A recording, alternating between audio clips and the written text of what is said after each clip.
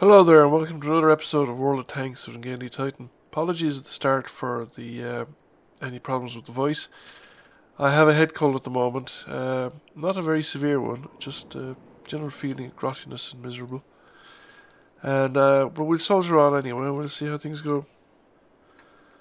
So this is one of the later games that I had in the Conway. It's one of the final series of games, probably the last 10 or 15 games, and I thought it was an interesting game, so I'm sharing it here with you now. And Conway, I won't say that I like the Conway. I mean, I've gotten used to it. I can make it work. I think it has helped that I made use of the Boilermaker and the other British premium tanks that I possess to train up crew skills. I find that as I've been adding on stealth skills, I trained up camouflage and muffle shot, and I've been training silent driving now. I think silent driving is a perk, so it hasn't come into effect yet. Then I've gotten a little more effective with the Conway. However, I still have to find locations that are well back that try and keep the tank hidden as long as possible, and to allow me to use the accuracy of the gun at long range for preference. I have found that as I added crew skills to the Conway that it has gotten easier to handle. So the gun handling skills seem to be essential. Snapshot and smooth ride were very helpful, but the stealth skills were also extremely helpful. Brothers in Arms and Sixth Sense, of course, are pretty much essential on every tank. Sixth Sense you can probably get away with on some heavy tanks, on the basis that if you are not being spotted with a heavy tank, you're not probably doing your job correctly. I think the other things that I have beside the stealth skills are, and the gun skills are, repair. Sixth Sense, yes, Brothers in Arms. So looking at the situation on the map, I've decided I'm going to relocate. I'm going to go a bit further east, try and find a spot where I can shoot at these guys that are being exposed by the two tanks in the forest. Preferably without me being spotted, and from which I can escape as soon as the position on the eastern side of the map falls, because these two guys are not going to survive. There's just too many tanks that they're up against. However, the more damage inflicted upon these tanks before they reach the base of the hill there at GH3, the better our guys' chances of weathering the onslaught that they would form. Now, the thing about the tanks down at the bottom of that hill there, around the end of the tree line at the G and H position on the tree line, is that it's all very well if the enemy comes directly from the east, but if the enemy swings south, they basically have no cover. That position becomes unhinged in the sense that they're then caught by flanking fire, and they will be forced to pull back or die, depending on what they choose to do. Get a nice hit into the AMX. But we're not spotting anything more, so it's time for me to bug out before a swarm of enemy tanks turn up around me. Now, I have been spotted, but we'll keep going. We'll just, because we're moving out anyway. Now we'll move back to the next location where we can get some cover. The enemy are two tanks up at us at this stage, and they're holding their own on the cap circle area, which is not bode well for our team. This is the first of several exchanges so far between myself and the T-34-2. I keep moving because I'm still not in a good location, and I've been spotted again. So even if this location is not the best, I better keep backing up and move on. At least until Sixth Sense goes away, because there's no point in me trying to set up a firing position in a location that I can be spotted from. Now I'm back so far that I'm going to have to move probably a bit further north anyway to get a clear line of sight on those tanks in the centre. Tank destroyer has popped up behind around the spawn area that we originated from, but he's in low ground and I don't think I have any kind of shot on him. So I'm just basically checking line of sights here. I use auto aim, just point in the general direction of a tank, see if I can get a lock on.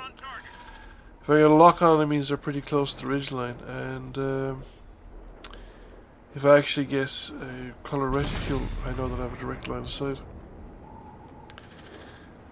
So we missed that on the Yak Panther. Was well angled, but the opening in the building really isn't enough to get any decent shots. So I think I'll have to relocate again. T-34-2 pops up again. We fire a shot in his general direction, but he had dropped out of view. Looks like he's in cover of some kind, so we weren't able to get a shot on him.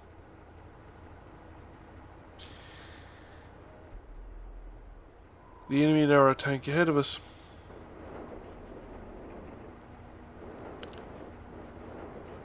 There aren't too many spots in north of this position that I would get a good shot on. There's a Yak Panther's crossing over the hill, so he gives me a nice side shot, and there is an advantage to staying down here because both the T-34-2 and that tank destroyer that was down there near our spawn point would have to kind of cross me to get flanking shots, or if they got flanking shots on our guys at the base of the hill, they would be exposed to fire from me.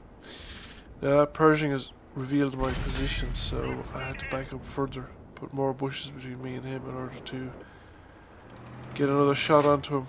But I don't have a line of sight in the Borsig. He's advanced alright into higher ground, but he's still not visible to me. So I'm going to try and get up into higher ground again and see if I can get a more advantageous position. Things are looking up for the moment. We're a tank ahead, and I'm going to sort of hang here and see what's going to develop for a while. So the enemy are still capping, and they seem to have an advantage around the cap area. There's obviously still tanks east of the hills because that guy over there has taken quite a beating at our Borsig. Though I'm not sure where the fire is coming from, whether it's the tank up at the corner that we can see or whether it's other tanks that we can't see. However, while I was talking there, we've lost 2 tanks and the situation is starting to look a lot grimmer. We've also lost the Borsig actually now at the end of the hill as well.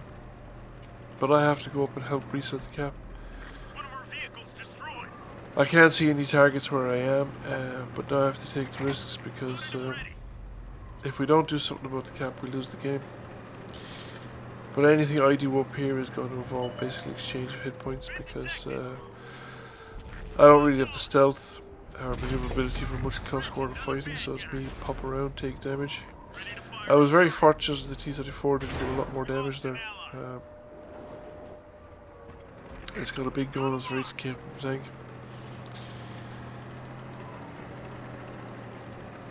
So there's only 3 of us left against 5. Don't have a good shot at Tiger 2 there, but I can fire the commander's hatch, but I fail. So I'm going to pull back for the reload. See if I can get him here between the buildings, because he's probably going to pop out again, but as I'm looking around me, he pops out. Puts a shot into my gun mantlet. Does quite a bit of damage. T-34-2 has popped up again, now to the south of me. So I'm pulling out of the way. I want to make that shot on my own time, not on his.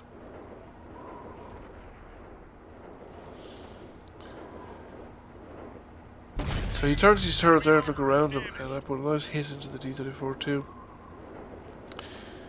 Our Tiger has managed to clean out the defenders of the cap circle and is above capping at the moment. There's been no sign of that Borsig for the last 3 or 4 minutes, so I have no idea where he's gone or what exactly he's planning to do. Now we're on a 2 versus 2 situation. I don't want to go into the cap circle because with the 2 of us in the cap circle, it tells the enemy exactly where both of us are.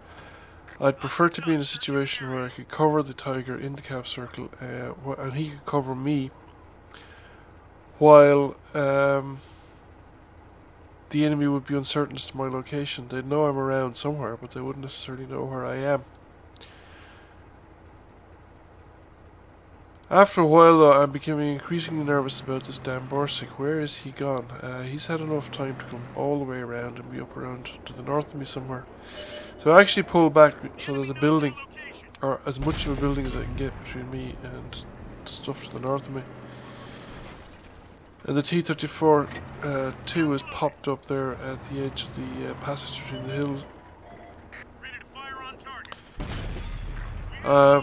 I haven't done any damage to him, other than module damage, and I'm increasingly worried every time I back up to reload because I'm afraid that the Borsig will turn up behind me.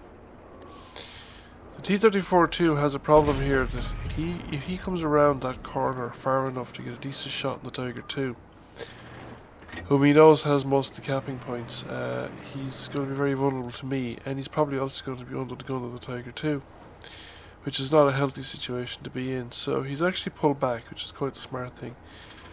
And we've lost the spot, so now we don't know where he is and where he's going to turn up from.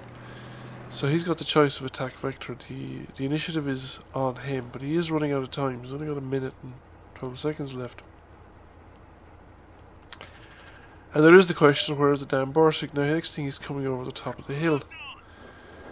That was probably not the best decision he could make, so he was probably losing patience. I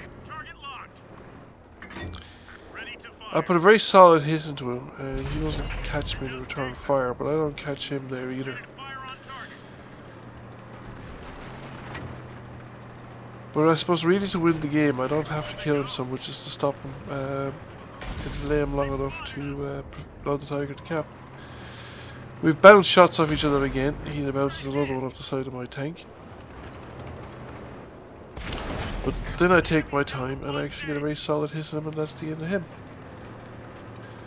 Now it's 2v1, so I'm going to go into the cap circle again with the Tiger II, so that again we can mutually support each other with our guns, and if the Borsig turns up, he is probably going to be uncertain as to which of us has the most capture points. And we've capped. So the odds are that the Borsig had become AFK or had disconnected or something like that, which would explain why the T-34-2 driver, after playing things quite cleverly, was showing some signs of impatience. So 3,674 damage, second class mastery, and I came first by experience. Not a bad game overall, and I thought this is pretty good and that I was doing pretty well. So I hope you enjoyed the video, and thanks for watching, and please consider giving the channel a subscription and giving this video a like if you enjoyed what you've seen. So I'll catch you again soon, and hopefully my voice will be in better order.